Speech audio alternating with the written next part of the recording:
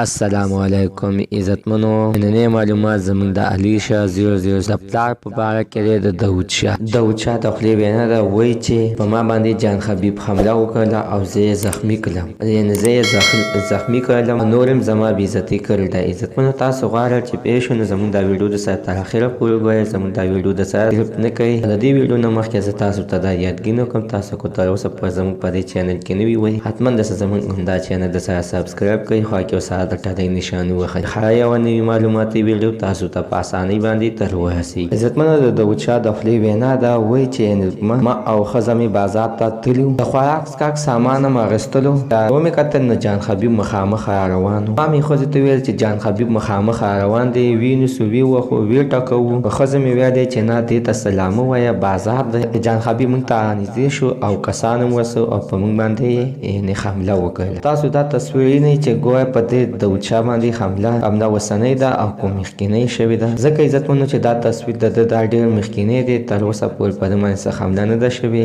نه جان خبیب د دوی ځای ته ورغلی دی، نه جان خبیب داسې څه فکر کړی دی چې زه به په دوی باندې یعنې حمله وکړم. دوی هوایي خبرې کوي او په سوشل میډیا باندې یو بل ته دمکینې ورکوي، خو مخامخ تر اوسه پورې څه جنګ جګړې نه دي شوې. دا خبره دروغ ده. مینوالو تاسو غوښتنه کړې وه چې داود شاه باندې د رښتینو حمله شوې ده. د دې دپاره مې خپلو مینوالو دپاره ویډیو سازه کړله. دا خبره دروغ ده، هېڅکله هم په داود شاه باندې حمله نه ده شوې. دا تصویران چې تاسو وینئ دا زاړه تصویران دي. مینوالو خپله رایه سره حتمن په کمنټ کې شریکه کړئ. زموږ نننۍ معلومات د نوي معلومات دپاره د سره زموږ همدا چینل د سره سبسکرایب کړئ، باقي ورسره د ټلۍ نښان ووهئ چې ښه یوه نوي معلوماتي ویډیو تاسو ته په اسانۍ باندې در ورسېږي.